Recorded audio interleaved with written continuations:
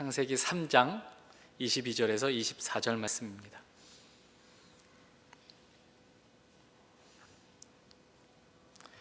여호와 하나님이 이르시되 보라, 이 사람이 선악을 아는 일에 우리 중 하나같이 되었으니 그가 그의 손을 들어 생명나무 열매도 따먹고 영생할까 하노라 하시고, 여호와 하나님이 에덴 동산에서 그를 내보내어 그의 근원이 된 땅을 갈게 하시니라. 이같이 하나님이 그 사람을 쫓아내시고 에덴 동산 동쪽에 그룹들과 두루 도는 불칼을 두어 생명나무의 길을 지키게 하시니라. 아멘. 처음 창조된 인간은 좋은 곳에서 살아가도록 초대받았습니다. 2장 8절과 9절을 보시면 인간이 살게 된 곳, 그 동산의 모습이 이렇게 요약되고 있습니다. 보기에 아름답고 먹기에 좋은 나무가 나게 하셨다라고 되어 있죠. 이것은 그저 나무에 대한 이야기만은 아닐 것입니다. 왜냐하면 여름 뜨거운 햇살 밑에 있으면 아무리 주위 풍경이 좋아도 거기 눈이 안 가는 법이죠. 그늘만 눈은 찾아다닙니다. 그러니 나무가 아름답다는 것은 나무가 아름답구나 하고 볼 만한 여유가 있는 상태였다고 우리에게 말하고 있는 것이죠.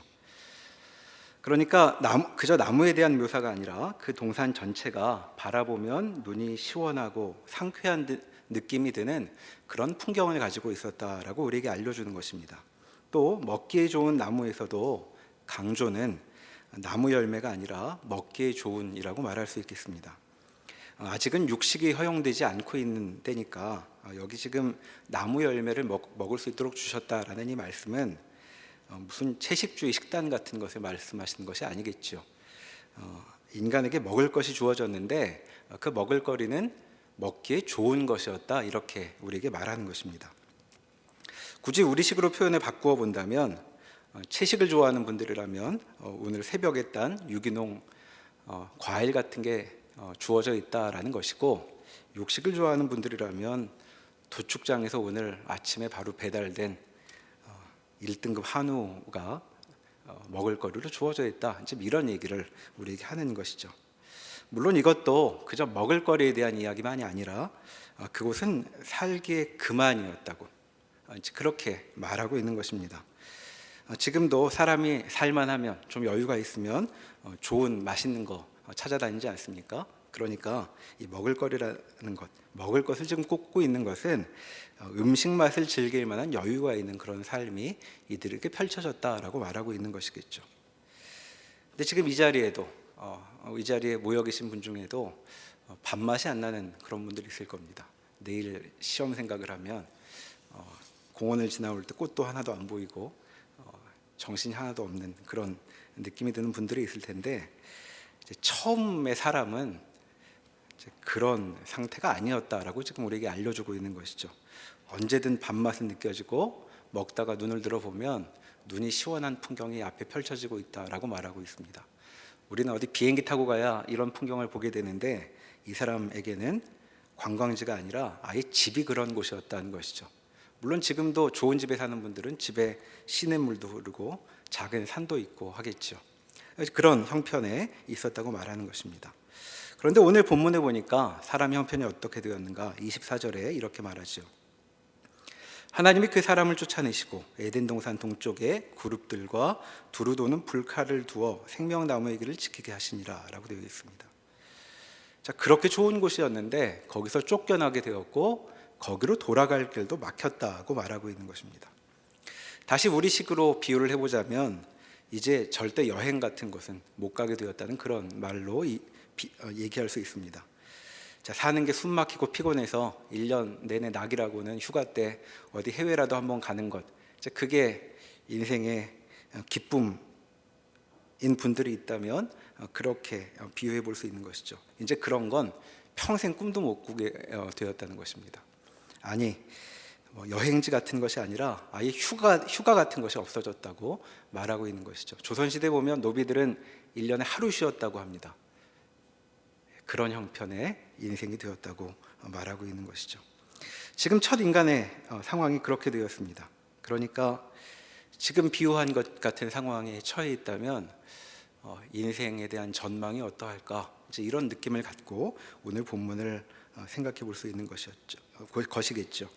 그런데 이와 같은 형편은 원래부터 이들에게 열려 있던 것은 아니었습니다. 창세기 2장에 보면 인간이 살던 동산의 핵심적 특징이 이렇게 이어지고 있죠. 앞에서 본 구절에 이어서 보면 동산 가운데에는 생명나무와 선악을 알게 한 나무도 있더라라고 말했습니다. 자, 선악을 알게 하는 것, 아는 것, 그것을 지혜라고 말한다면 이 동산의 삶은 생명과 지혜로 요약될 수 있는 것이었죠. 자, 하나님은 인간에게 이렇게 말씀하셨습니다. 16절과 17절로 내려가 보시면 동산 각종 나무의 열매는 내가 임의로 먹되 선악을 알게 하는 나무의 열매는 먹지 말라. 내가 먹는 날에는 반드시 죽으리라 라고 말씀하셨습니다. 자, 먹을거리는 생명을 유지하는 방편이 된다고 생각한다면 먹으라 라고 명령하시는 것은 살라는 것입니다. 곧 생명을 누리라고 말씀하시는 것이겠죠.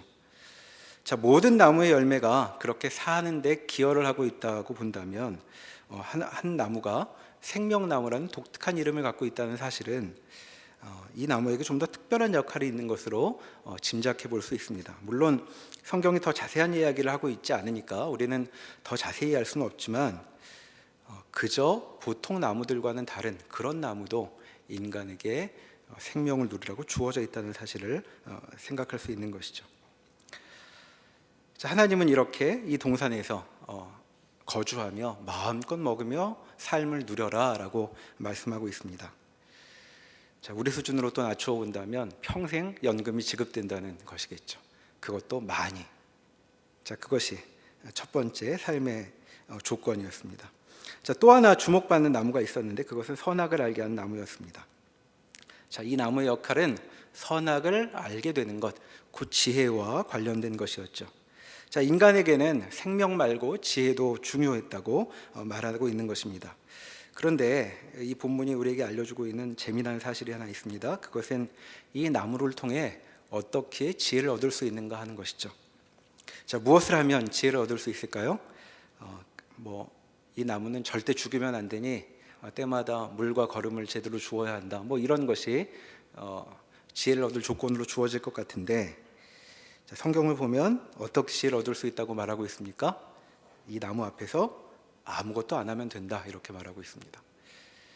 자, 인간이 지혜로우려면 이 나무 앞에선 그냥 가만히 있으면 되는 것이다 이렇게 말씀하고 있는 것이죠.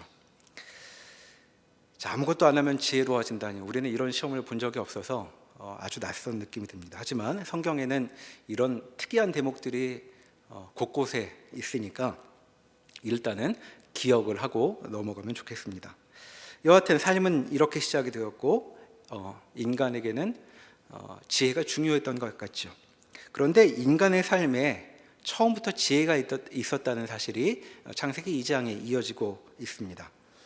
그는 자신 앞에 등장했던 온갖 동물들의 이름을 지을 수 있었죠. 이것은 그가 이름 짓기 천재라는 것이 아니고 그는 그 동물들의 이름, 그 본질을 꿰뚫어 볼 수 있었다라고 말하고 있는 것입니다. 그는 동물들뿐만 아니라 자신의 배필도 바로 알아볼 수 있었죠. 23절에 보면 여인이 자기 앞에 등장을 하니까 이는 내 뼈 중에 뼈요 살 중에 살이라 라고 말하고 있습니다. 자, 우리하고 많이 다르죠. 우리는 누가 내 배필인지 잘 모릅니다. 그래서 소개팅도 한 100번쯤 하고 그리고 연애를 무슨 직업처럼 목숨 걸고 몰두하는데도 많은 연애와 소개팅의 결과는 이 사람도 아니었구나를 확인하는 것으로 그칠 때가 많이 있습니다. 그런데 이 첫사람은 한 방에 자기 배필이 누군지를 알아보고 있는 것이죠. 우리와 격이 다른 그런 지혜를 품고 있다고 본문은 우리에게 알려주고 있는 것입니다.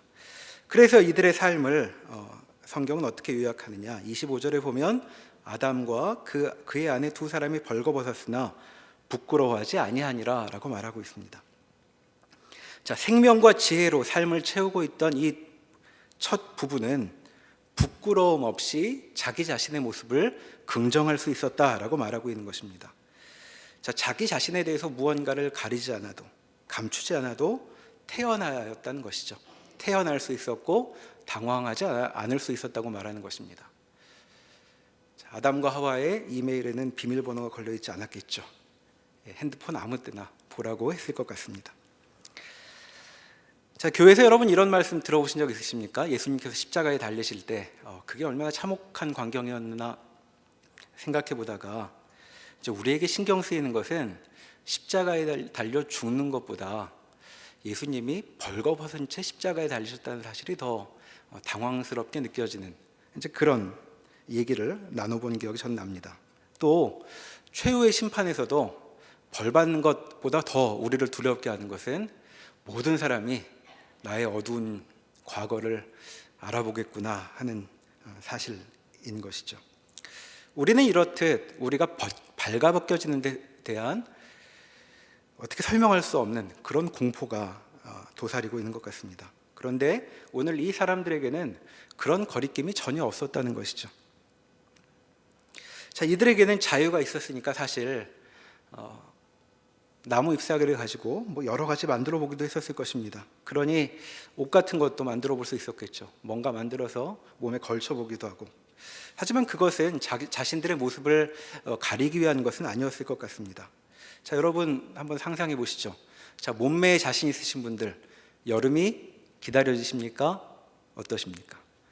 예, 기다려지시죠. 그런 분들은. 한편 그렇지 않은 사람들은 여름이 오는 게 두렵습니다. 이제 곧 5월이 오는데 빨리 다이어트를 시작해야 7, 8월이 편안한 마음으로 평화로운 시간으로 우리에게 다가올 것 같죠. 하지만 다이어트에 실패한다면 우리는 여름 내내 무엇으로 몸을 가릴까 연구하고 있을 것입니다. 이런 우리와는 달리 이 부부는 자신들을 가리기보다 자신들을 그대로 드러내기를 더 좋아했을 것이라고 짐작해 볼 수 있는 것이죠. 사실 몸이 멋있으면 무엇을 걸쳐도 그 걸치고 있는 것이 빛나는 몸을 가리는 거추장스러운 게 될 수밖에 없습니다. 그러니까 뭘 걸치든 그것이 칙칙하게 되는 것이죠. 자, 이들의 이 첫 사람들에게는 그들이 무엇을 몸에 가려도 빛나는 광채를 가리는 것에 불과하니 거추장스러운 것이었다라고 말할 수 있겠습니다. 그러니까 이들이 지금 벌거벗었다라는 말은 이들에게 무언가 결핍되어 있다든가 무방비하게 노출되어 있다는 그런 뜻이 아니라 거추장스럽게 가리고 할 게 삶에 전혀 없었다라고 말하고 있는 것이죠. 자, 그런데 이런 삶에 무슨 일인가 벌어졌다고 창세기 3장은 우리에게 알려주고 있습니다. 자, 3장을 보시면 자, 1절에 뱀이 등장을 하죠. 자, 앞뒤에 아무 설명이 없으니까 이 뱀의 기원이 무엇인지, 누구의 사주를 받았는지 이런 것은 성경의 관심사가 아니라는 점을 우리가 알 수 있습니다. 다만 하나 이 뱀에 대해 알려주고 있는 바는 무엇이냐 하면 그가 들짐승 중에 가장 간교했다라는 사실입니다. 자, 들짐승이었으니까 그 성경 앞부분에 보면 들짐승하고 가축은 구분되어 있으니까 이 뱀은 집안에서 가까이서 늘 만나던 부류는 아니라고 이제 성경이 말하고 있는 것이죠. 그런데 이 자주 볼 수 없는 뱀이 등장을 했던 것입니다. 그런데 그가 어떠했는가? 이제 간교했다고 말하고 있는데 이 간교하다라고 번역된 원래의 말은 부정적인 분위기를 자아내는 꼭 그런 단어는 아닙니다. 중립적인 단어여서 문맥에 따라서는 신중한, 분별력 있는 이렇게 번역되기도 하고 또 때로는 여기서처럼 간사하고 교활한 이제 이런 뜻으로 번역하기도 하죠. 그러니까 뱀이 등장하여서 이제 무언가 행동을 하게 되는데 이것이 분별력 있는 행동인지 아니면 간사하고 교활한 것인지 이제 이 맥락을 통해 그 앞으로의 행동을 통해 이제 파악해야 하는 것이라고 말할 수 있겠습니다. 인간은 다른 짐승들에게 이름을 붙일 때 그러했듯이 이 뱀에 대해서도 이 뱀이 어떠한가, 어느 쪽인가를 이제 판단하여야 했겠죠. 그러나 금방 그것이 파악되지 않았던 것 같습니다. 이 뱀을 앞에 두고 인간은 이게 뭘까 하는 질문을 갖고 이제 그를 바라보아야 했던 것이고 그가 가지고 있는 지혜를 동원하여서 그 본질을 알아보아야 했던 것이죠. 자, 그렇게 하고 있는 차에 이 특이한 동물이 말을 겁니다. 자, 1절에 이렇게 말하죠. 하나님이 참으로 너희에게 동산 모든 나무의 열매를 먹지 말라 하시더냐. 자, 뱀의 말에 보면 뭔가 알고 있다는 그런 어투로 말하고 있는 것 같죠. 그게 정말이냐? 내가 이렇게 들었는데. 지금 이렇게 말하고 있는 것입니다. 자, 뭔가 들은 바가 있어서 말하는 것 같은데 하는 얘기를 보면 정보가 정확해 보이진 않습니다. 동산의 모든 나무의 열매를 먹지 말라고 하시더냐 이렇게 묻고 있기 때문이죠. 아는데 이렇게 얘기한 건지 아니면 몰라서 이렇게 말하는 건지 모르겠지만 그는 이 뱀은 이렇게 말하고 있습니다. 자, 이 질문 여러분 어떻게 생각하십니까? 동산의 모든 나무의 열매를 먹지 말라 하시더냐. 자, 그럼 이 뱀은 인간이 뭐 먹고 산다고 생각하고 있는 걸까 하는 그런 질문이 듭니다. 1장 29절에 보면 하나님은 채소와 열매를 인간의 먹을거리로 주셨다고 되어 있죠. 그런데 이제 뱀의 말은 무엇이냐 하면 동산을 채우고 있는 저 아름답고 먹기에 좋은 그 나무에 달린 열매들은 전부 전시용이고 너희는 풀이나 먹고 사는 거냐? 지금 이렇게 묻고 있는 것입니다. 좀 빈정거리는 것 같죠. 야, 그러고도 그게 사는 거냐? 열매는 하나도 못 먹고 풀이나 먹고 산다면서 뭐 이렇게 말하고 있는 것이죠.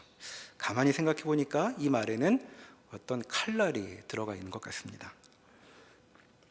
자, 여자가 이 질문에 답을 하는 모습이 2절과 3절에 나오죠. 자, 그런데 밑에 6절에 보시면 지금 뱀 앞에 있는 것은 여자 혼자만이 아니었습니다. 남편인 남자가 그 옆에 함께 있었던 것 같죠.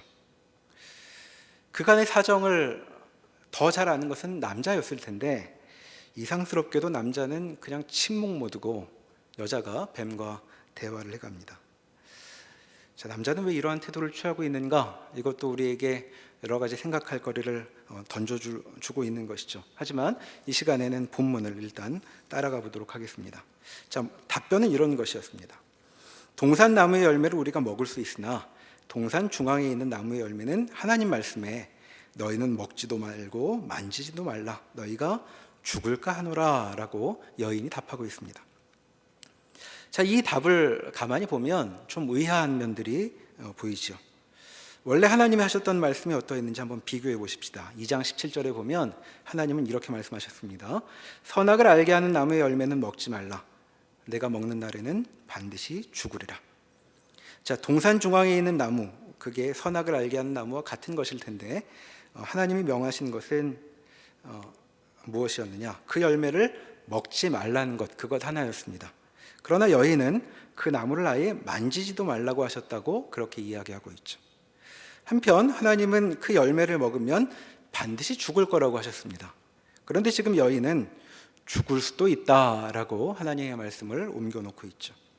자, 하나님이 하신 말씀과 여인의 답변을 비교해 보면 자, 여인의 답변은 이래 보입니다. 하나님께서 금지하신 사항을 늘려놓고 있죠. 그러니까 금지의 폭은 넓히고 있으면서 금지의 결과, 그 일을 어길 때에 그 당면하게 될 결과는 완화시키고 있는 것이죠.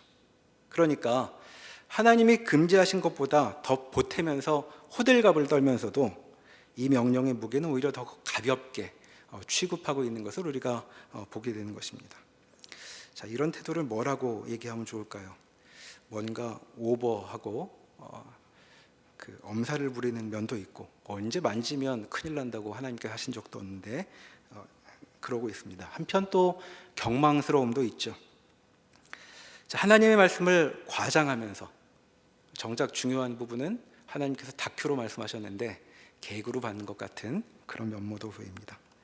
자, 여기서 우리는 인간에게 뭔가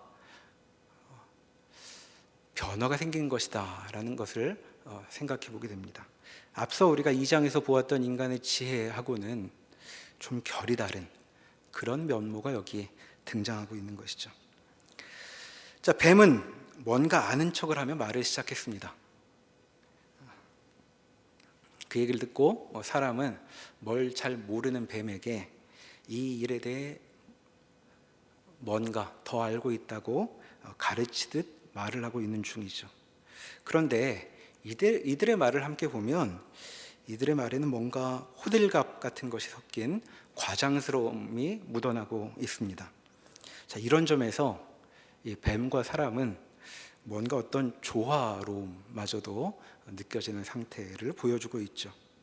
어찌 보면 대화하는 품이 죽이 잘 맞아 보입니다. 어쩌면 둘이 여기 성경은 대화로 기록하지 않지만 뭔가 통하는데 이제 이런 느낌으로 서로를 바라보고 있었을 것 같기도 하죠. 자, 이렇게 분위기가 익어가는 것인지 뱀이 뭔가 통하는 사람들끼리만 할 수 있는 그렇게 쉽게 꺼낼 수 없는 말을 꺼내놓고 있습니다. 자, 3절에 너희가 결코 죽지 아니하리라 이렇게 말하고 있죠. 자, 이 말은 사실 거의 직접 인용문이라고 말할 수 있습니다. 자, 하나님께서 사람이 아직 하나였을 때 한 명의 사람에게 이렇게 말씀하셨죠. 너는 반드시 죽을 것이다 라고 말씀하신 바가 있습니다. 근데 뱀의 말은 뭐냐면 너희는 결코 죽지 않는다. 이제 사람이 둘이 됐으니까 앞은 복수가 됐지만 뒤에 내용은 똑같습니다. 그러니까 비교하기 좋게 표현을 바꾸어 보면 그 나무의 열매를 먹으면 하나님은 결단코 죽을 것이다 라고 말씀하셨는데 뱀은 결단코 죽지 않을 것이다 라고 말하고 있는 것이죠. 자, 앞서 뱀은 쉽사리 판단할 수 없는 그런 면모를 가지고 있는 것 같다고 이야기했습니다. 뭔가 깊이 있는 것 같은 그런 분위기를 풍기고 있었는데 이제 정말 뭔가 아는 것이 있는 것처럼 아주 내밀한 이야기를 여기 꺼내놓고 있는 것이죠. 자, 그런데 문제가 있습니다. 그것은 그가 하는 말이 하나님이 하신 말과 정반대였다는 것이죠. 자, 그러니 이제 이 말을 듣고 그 사람은 마음에 결정을 해야 합니다.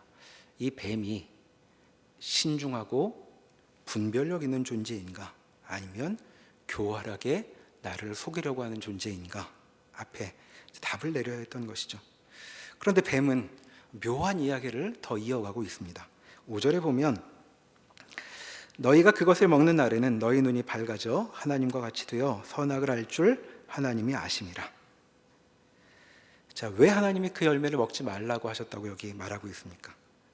뱀은 그 열매를 먹고는 죽을 일이 없다 이렇게 이야기했죠. 오히려 지금 죽기는커녕 좋은 일이 있을 것이라고 말하고 있습니다. 두 가지를 꼽고 있는데 하나는 눈이 열릴 것이다 하는 것이고 두 번째는 하나님처럼 될 것이다 라는 점입니다. 자, 그렇게 못하게 하려고 하나님께서 괜히 겁을 주셨다는 것이죠. 그러니까 지금 하나님이 너희한테 좋은 것은 너희 손이 닿지 않게 따로 챙겨두셨고 가려두셨다라는 것이 하나님의 의도였다고 지금 말하고 있는 셈이죠. 자, 여러분 그런 경험 해보신 적 있으십니까? 여러분이 누군가를 귀하게 여겨서 그 사람 편을 들어주려고 애를 썼습니다. 그 사람한테 어떻게든 좋은 것을 그 사람이 갖게 하려고 노력을 많이 했는데 지나가다가 그 사람이 나에게 대해 하는 말을 듣죠. 사실 알아보니까 좋은 것은 따로 다 챙겨놓고 나한테는 겨우 그거 먹으라고 준 거더라고. 노트를 빌려줬는데 중요한 건 다 빼고 교수님 농담한 것만 나한테 전해줬어. 뭐 이제 이런 얘기를 듣는다면 여러분 어떠실 것 같으십니까? 마음에 아예 신경을 끄고 신경 안 쓰고 살았으면 모를까. 그 사람이 계속 눈에 밟혀서 어떻게든 좋은 일이 생기기를 바라는 마음으로 무엇든 도와주려고 했는데 그 당사자가 자기가 무슨 대단한 가치나 가진 것처럼 나를 가리켜 이렇게 수군거리는 것이죠. 나 좋게 한다는 거 다 허울 뿐이었어. 사실 좋은 건 다 따로 두고 날 가지고 노는 거지. 이렇게 말한다면 여러분들은 견디기 어려웠을 것 같습니다. 자, 하나님께서 이 말이 오고 가고 있을 때 어디 계셨을까요? 자, 우리가 알고 있듯 하나님은 무소부재하신 분입니다. 어디 가 계신 분이 아니죠. 그러니까 이 꼴을 다 보고 계셨을 것입니다. 우리식으로 말한다면 참 기가 막히셨을 것이고 인간에게 결코 좋은 마음이 돌아오시기 어려웠겠죠. 그런데 지금 뱀이 지금 그러고 있습니다. 인간 앞에서. 이게 다 좋은 것은 너에게 주지 않으려고 하나님께서 수작을 부린 것이다 라고 지금 말하고 있는 것이죠. 자, 이런 말을 듣고 인간이 어떻게 해야 할까요? 자, 그가 보기에 인생의 비밀이 드러나는 순간 같습니다. 이 말을 듣고 인간은 그 나무를 유심히 다시 쳐다보죠. 그랬더니 아니나 다를까 그 나무는 보는 것만으로도 기분이 좋아지는 그런 탐스러운 나무였습니다. 사실 이 동산에 있는 나무가 다 이런 특징을 갖고 있었을 텐데 이 뱀 이야기를 듣고 이 나무를 보니까 정말 이 나무만 특별히 더 탐스러운 것처럼 보이는 것 같습니다.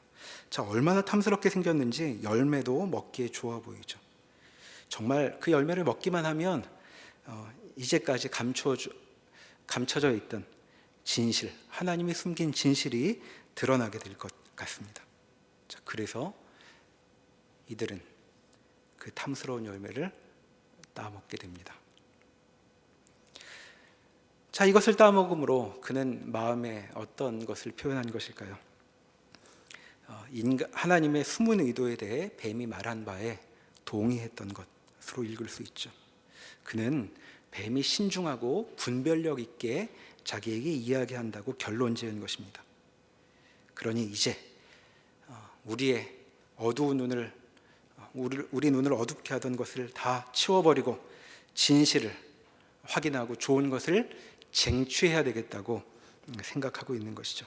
뱀의 말에 이렇게 인간은 적극 동의하여 응답하고 있는 것입니다.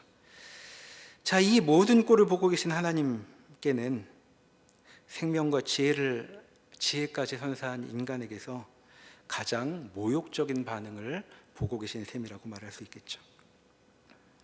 자, 그들은 지금 이 행위를 통해 하나님 앞에 시위하고 있습니다. 우리는 그렇게 좋은 상황에 있는 것이 아닙니다.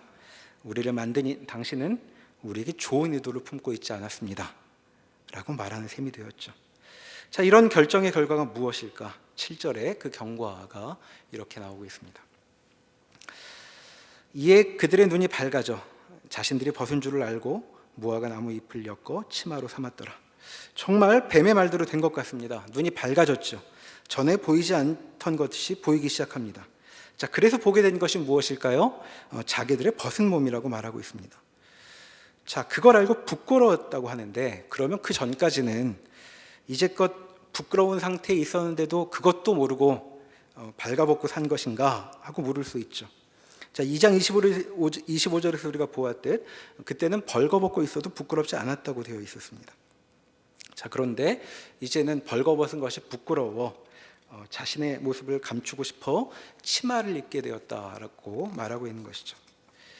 자, 치마가 말 한마디 하면 나오는 게 아니라면 이 두 부부는 자신들의 모습이 부끄러워서 서로에게 부끄러워서 상대방이 쳐다볼 수 없는 곳에 숨어서 각자 옷을 만들고 있었을 것입니다. 모습이 참 처량해 보이죠. 자, 원룸에 사는 부부가 같이 있을 수 없어서 밥을 한 명은 베란다에 가서 먹고 한 명은 화장실에 가서 먹고 있는 그런 모습처럼 보입니다. 자, 여기서 생각해 볼 수 있죠. 이들은 과연 무엇이 부끄러웠던 것일까요? 자, 벌거벗음 그 자체가 부끄러웠던 것일까요? 아니면 벌거벗어서 드러나게 된 것이 부끄러운 것이었을까요? 자, 앞에서는 벌거벗어도 부끄럽지 않았습니다. 타고난 몸매가 여름이면 더 자랑스러워지는 것처럼 그렇게 벌거벗어도 부끄럽지 않았죠. 그런데 이제는 벌거벗은 게 부끄럽습니다. 부끄럽죠. 자, 뭐가 부끄러운 것일까요? 자, 이제는 그 몸이 부끄럽게 된 것입니다. 우리가 그렇듯 우리 몸을 보며 어디 함부로 내보일 수 없는 것처럼 그렇게 부끄럽게 된 것이었죠. 자, 그러니까 이들에게 치마가 필요했던 것은 그들의 꼴이 더 이상은 아름답지 않았기 때문이라고 말할 수 있습니다. 자신들도 모르는 사이에 그들은 창조 이후에 계속해서 간직해온 생명과 지혜로 충만한 그 빛나는 몸을 잃어버리게 된 것이죠. 자, 언제 그런 일이 벌어진 것일까요? 성경이 우리에게 상세히 이야기하지 않지만 뱀과 대화하는 가운데 그들은 어느새 부끄러운 상태로 넘어가 버렸던 것 같습니다. 정말 그 나무는 선악을, 좋고 나쁜 모습이 무엇인가를 알려주게 된 것이죠. 좋고 나쁜 모습을 끌고 온 것 같습니다. 그리고 그 나무의 열매를 먹을 때 그 모습이 결정 지어집니다. 자, 인간은 뱀과 뭔가 아는 척하며 이야기를 하고 있는 가운데 하나님의 의도는 악한 것이라는 말을 듣고 죽음으로 가는 그 나무를 빛나는 세계로 넘어가는 문이라고 생각하고 뱀과 한패가 되어 이제 뱀처럼 되었던 것이죠. 자, 뱀은 하나님을 의심하는 간교한 존재였는데 이제 이들도 그에 동참하여 그와 같은 부류에 합세했던 것입니다. 그래서 이제 이들은 드러내 놓을 수 없는 몸, 부끄러운 상태로 내려앉아 버린 것이죠. 그런데 이렇게 부끄러운 몸은 서로에게만 그런 것이 아닙니다. 8절에 보면 그날 바람이 불 때에 여호와 하나님이 동산을 거니셨다라고 되어 있습니다. 여기 바람이라는 말은 창세기 1장 2절에 하나님의 영이 깊은 물을 어루만지실 때 만지셨다라고 말할 때 하나님의 영, 그 영과 같은 단어가 되죠. 그러니까 이 동산은 창조 때 그러했듯이 하나님의 영이 채우고 계신 충만한 공간, 하나님이 거니시기에 전혀 부족함이 없는 그런 곳이었습니다. 근데 그런 곳에서 인간이 어떻게 하고 있는가? 자, 하나님이 동산을 두루 다니시는데 인간이 보이질 않습니다. 아니, 어디 숨바꼭질이라도 하는 것일까? 진짜로 그들은 숨어 있었던 것이죠. 8절에 여호와 하나님의 소리를 듣고 아담과 그의 아내가 여호와 하나님의 낯을 피하여 동산 나무 사이에 숨은지라 라고 되어 있습니다. 자, 그들의 꼴을 다 알고 계셨을 하나님이 말을 것이죠. 내가 어디 있느냐? 자, 부르셔도 나타나지도 못하고 겨우 이렇게 목소리만 내고 있습니다. 10절에 내가 동산에서 하나님의 소리를 듣고 내가 벗었으므로 두려워하여 숨었나이다. 언제 그에게 하나님의 소리가 두려웠던 적이 있을까요? 그는 하나님의 형상을 따라 창조되어 세상 가운데 하나님을 대표하고 있고 하나님을 향하여는 이 세계를 대표하고 있는 그런 존재였습니다. 그런데 그가 하나님의 음성을 듣고 몸을 숨기고 있는 것이죠. 자, 왜 그렇게 되었을까요? 왜 그러고 있을까요? 그것은 그의 벗은 몸이 더 이상 하나님을 견딜 수 없게 되었던 것입니다. 아담은 이제 하나님 앞에 감히 나설 수가 없습니다. 그건 그저 부끄러움만의 문제가 아니라 두려움이 그를 감싸고 있는 것이죠. 자, 뱀의 말은 그저 귀여운 과장 같은 것이 아니었습니다. 그것은 아예 거짓말이었던 것이죠. 하나님처럼 되기는커녕 하나님의 목소리 앞에도 두려워 공포에 질리게 된 것, 그것이 인간의 형편이었던 것이죠. 그래서 창세기 3장이 인간에게 벌어진 일을 우리에게 이렇게 알려주고 있습니다. 인간이 참 초라하게 되었습니다. 그는 세상을 다스리는 존재였지요. 이 세상에 그보다 더 아는 존재가 없고 모든 것이 그의 보살핌을 받아야 했습니다. 그런데도 이상하게 그는 이 뱀 앞에, 자신이 주도권을 행사해야 할 뱀 앞에 귀를 기울이고 있는 것이죠. 아주 이상스러운 겸손입니다. 그리고 이 겸손의 목적도 아주 이상하다고 말할 수 있죠. 그는 지금 뱀의 말에 수긍하며 꿈꾸고 있는 것이 무엇이냐면 하나님처럼 되는 것입니다. 겨우 뱀에게조차 고개를 조아리고 있는 그런 주제에 하나님처럼 되겠다고 꿈을 꾸고 있는 것이죠. 자, 이렇게 어설프게 굴어 그가 결국 된 것은 무엇이냐? 뱀처럼, 뱀 같은 꼴이 되고 말았습니다. 하나님의 의도를 의심하고 자기 인생의 의욕을 가지고 자기에게는 좋은 것이 전부, 좋은 것은 내게 배제되었다고 그렇게 억울해하고 있는 것이죠. 근데 그 의혹이 정말 진실이 된 것입니다. 의심한 대로 그의 인생은 이제 정말 우스운 것이 되어버린 것이죠. 하나님께서 생명과 지혜를 주고 누려라 라고 말씀하셨는데 그는 자기 생명을 저주하며 아는 게 없다고 한탄하였고 그렇게 빛나는 인생을 잃어버리고 만 것입니다. 자, 그래서 이제 이 빛나는 것, 하나님의 영으로 충만한 이곳에 정말 어울리지 않는 존재가 된 것이죠. 그것이 오늘 본문 22절부터의 말씀입니다. 자, 22절을 다시 보시면 여호와 하나님이 이르시되 보라 이 사람이 선악을 하는 일에 우리 중 하나같이 되었으니 그가 그의 손을 들어 생명나무도 따먹고 영생할까 하노라 하고 말씀하시고 그를 내쫓으시죠. 자, 이렇게 해서 동산에서 내보내시는데 이 말씀이 여러분 어떻게 들리십니까? 이제 이 인간 내외가 하나님처럼 되어서 이들을 제지해야 하니 빨리 쫓아내버려야 한다, 이렇게 들리십니까?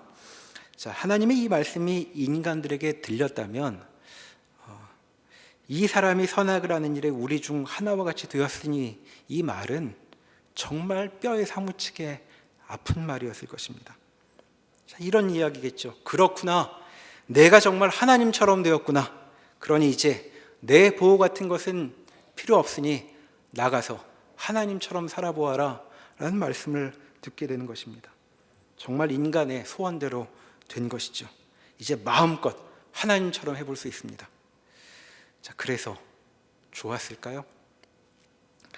인간이 하나님처럼 될 수 있는 방도는 없습니다. 인간은 피조물일 뿐이죠. 그가 갈 수 있는 최고는 하나님이 열어주신 만큼만입니다.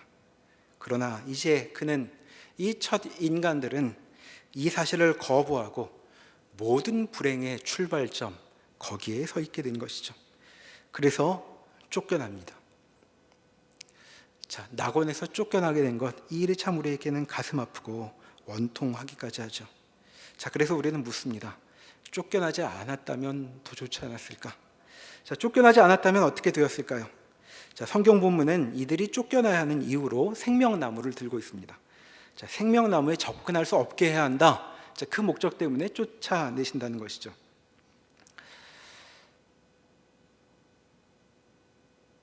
왜 생명나무에 접근하면 안 될까요? 정말 뱀의 말처럼 하나님은 진짜 좋은 것은 인간에게 주지 않기로 하셨기 때문에 이제야말로 본색을 드러내시는 것인가, 우리는 물을 수 있습니다.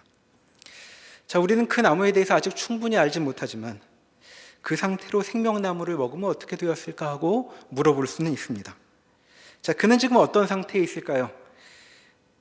그는 지금 한 몸이라고 불렀던 배필에게도 자신이 부끄럽습니다. 그리고 자신의 근원이신 하나님 앞에서는 두렵기까지 합니다. 자, 무엇이 그에게 그렇게 부끄러움과 두려움을 가져다 준 것일까요?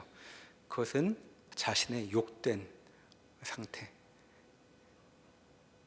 그런 욕된 몸이 되었기 때문이죠.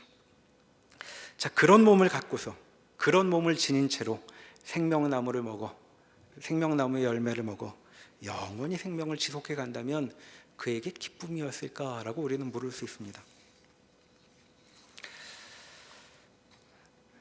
아니겠죠. 아니겠죠. 우리는 많이 살아보지 않았으면서도 이런 인생 빨리 끝내버리고 싶다는 마음이 자주 들지 않습니까? 자, 그러니까 이들은 여기 더 이상 있으면 안 되는 것입니다. 생명나무 근처에는 가면 안 되는 것이죠. 자, 그러면 이들은 어떻게 하면 좋을까 싶습니다. 자, 그에 대한 답이 오늘 본문에 암시되어 있습니다. 자, 이 어두운 본문 창세기 3장에 거듭되고 반복되는 구절이 있는데 그것은 하나님에 대한 호칭이죠. 자, 하나님을 뭐라고 불리고 있냐 하면 여호와 하나님이라고 불리고 있습니다. 여기 22절, 23절에서도 그렇고 1절에서도 그렇게 시작했습니다. 여호와 하나님. 그리고 숨어있는 아담을 부르시는 8절과 9절에서도 여호와 하나님이라고 그분은 지칭되고 있죠. 자, 여호와라는 이름은 특별한 의미를 갖습니다. 더더군다나 이 이야기를 처음으로 들었을 이스라엘 백성들은 여호와 하나님이라는 이 호칭의 특별함을 금방 알아챌 수 있었겠죠. 여러분, 출애굽기 3장으로 한번 가보시겠습니다. 구약성경 84면 어간에 있습니다. 출애굽기 3장. 자, 모세가 하나님 만나는 장면인데 거기 3장 2절에 여호와의 사자가, 출애굽기 3장 2절입니다. 여호와의 사자가 떨기나무 가운데로부터 나오는 불꽃 안에서 그에게 나타나시니라 라고 되어 있죠. 자, 출애굽기에 여호와라는 말이 처음 등장하는 대목입니다. 자, 모세가 신기한 것을 보아서 다가갔더니 하나님이 계셨던 것이죠. 하나님이 그에게 이렇게 말씀하십니다. 7절 이하에 보면 이렇게 말씀하시죠. 내가 애굽에 있는 내 백성의 고통을 분명히 보고 있다. 그 부르짖음을 듣고 있다. 나는 그 근심을 알고 있다. 그래서 내가 내려갈 것이다. 그들을 건져내고 그들을 인도하여 나는 아름답고 광대한 땅으로 그들을 데려갈 것이다. 9절에도 그러니 이제 너는 가라. 이스라엘 자손의 부르짖음이 내게 달하였으니 애굽 사람이 그들을 괴롭히는 학대도 내가 보았으니 너는 가라 라고 말씀하고 있죠. 자, 이 말씀하는 분이 누구냐 하면 여호와 하나님입니다. 자, 여호와라는 칭호는 구원자를 가리키고 있는 것이죠. 그리고 출애굽기 본문이 말하듯 고통을 바라보고 있고 근심을 아는 분, 그런 하나님임을 가리키는 말입니다. 그러니 창세기 3장 본문으로 다시 돌아와 본다면 우리는 이 본문에 부끄럽고 두려움으로 칭칭 감겨 있는 이 욕된 첫 인간들을 향해 하나님의 손길이 어떻게 임하고 있는지를 짐작해 볼 수 있는 것이죠. 자, 그 어렴풋한 암시가 21절에 창세기 3장 21절에 나와 있었죠.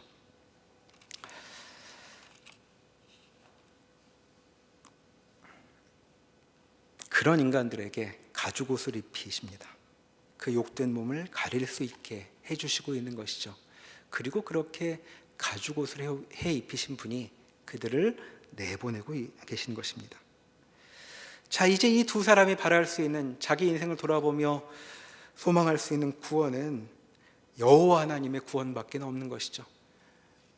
자기를 아무리 쳐다보아야 나도 내 눈으로 보기 싫은 그런 모양이 있을 뿐입니다. 거기에는 소망의 실마리가 없는 것이죠. 어떻게든 가리고만 싶은 그런 몸이 거기 있을 뿐입니다. 자, 우리 인간의 난감한 처지가 어디서 비롯된 것인가? 오늘 첫 인간들이 그것을 우리에게 보여주고 있습니다. 하나님의 말씀을 거스를 때 그들은 지혜를 잃어버리죠. 지혜를 얻겠다고 무언가 시도했지만 그들은 실상 자신들이 올라가 있는 가지를 꺾어버린 셈입니다. 자, 이것이 첫 인간들에게만 국한된 것일까요? 우리에게도 마찬가지입니다. 오늘 하나님께서는 우리에게도 마찬가지로 말씀하고 계시죠. 자, 하나님이 하라고 하시는 것이 분명한데도 그것을 거스른다면 우리는 지혜롭기는커녕 더 욕된 존재로 내려앉을 것입니다. 자, 하나님보다 더 솔깃한 대상이 우리에게 있다면, 그런데 그 대상이 우리에게 들려주는 말이 하나님이 하신 말과 다른 말인데, 그런데도 우리가 거기에 지혜가 있다고 그런 말을 하는 존재를 우리의 멘토로 삼고 만다면 우리 인생은 부끄러움과 두려움에 휩싸이게 될 것이라고 말하고 있는 것이죠. 그러니 나를 볼 때 나는 정말 그런 상태에 있구나 싶으시다면 하나님께 기도해야 할 것입니다. 주님, 주님의 말씀이 제 인생의 최고의 자리에 있게 하여 주십시오. 제가 겨우 뱀 같은 존재를 뭔가 아는 존재라고 착각하여 제 인생의 멘토로 삼지 않게 해주십시오. 그렇게 간구해야 하는 것입니다. 아담처럼 입 다물고 가만히 있는 것이 아니라 너 같은 것은 입 다물어라. 진실은 내가 들어 알고 있다라고 말할 수 있게 하나님 저에게 용기를 주십시오라고 기도해야 할 것입니다. 그러나 이렇게 간구하면서도 우리는 직감적으로 우리의 현실을 알고 있습니다. 우리는 이미 많이 망쳐버린 나를 알고 있습니다. 그래서 우리는 이루어지지 못할 소망인 줄 알지만 그때로, 저 옛날 그때로 돌아가서 다시 살아보고 싶죠. 자, 이 난감한 처지, 그러나 돌아갈 수 없는 우리인데 우리에겐 과연 무엇이 남아있을까? 우리 인생에 어디선가 빛은 비추일 것인가 하고 물어보게 됩니다. 자, 오늘 본문이 우리에게 알려줍니다. 그런 우리에게 여호와 하나님께서 너와 함께 계시다라고 말씀하고 있습니다. 우리의 고통스러운 부르짐과 근심을 아시는 그분이 지금도 우리와 함께 계시다라고 선포하고 있는 것입니다. 그러니 우리가 얼마나 망쳐져 있든 얼마나 욕된 존재들이든 간에 여호와 하나님께서는 지금도 여전히 우리에게 가죽옷을 해 입히실 수 있는 것이죠. 그러니 이제 다시는 그분의 선한 의도를 의심하지 말고 그분이 하자는 대로 따라야 할 것입니다. 저 앞에 생명나무가 있는데도 나에게는 그 생명나무로 가지 못하게 하시고 나를 내쫓는 것처럼 보이실 때에도 그 처분에 나를 맡기고 그 선하신 의도에 나를 내놓고 그분이 말씀하시는 대로 따라가야 할 것입니다. 오늘 말씀이 우리에게 그와 같은 초대를 하고 있습니다. 다시 하나님께 무릎 꿇고 그분의 선하심에 우리의 부끄러운 몸마저 다 맡겨놓으라고 지금 우리를 초대하고 있습니다. 우리가 이 시간 모두 지혜롭게 주의 초대에 응답하는 주의 백성이 되기를 소원합니다. 기도하시겠습니다.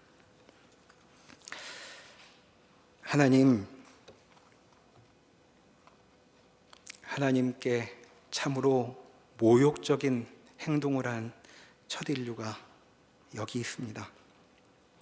그러나 그들뿐만 아니라 우리도 하나님을 얼마나 모욕했는지 모릅니다. 내 인생에 선한 것이 있겠느냐고, 하나님께서 정말 나에게 좋은 것을 주시겠냐고 우리는 함부로 짓거릴 때가 많았습니다. 그러나 주님, 저희의 죄됨을 용서하여 주시고 저희의 연약함을 아시오니 저희에게 주님의 은혜를 허락하여 주십시오. 여호와 하나님께서 우리와 함께 하신다고 말씀하셨으니 하나님께서 나를 저 밖으로 내치시든 무엇을 하시든 하나님의 의도에 우리를 맡기고 주의 선한 일이 이루어질 때까지 믿음으로 순종하는 주의 자녀들 되게 인도하여 주십시오. 예수님의 이름으로 기도합니다. 아멘.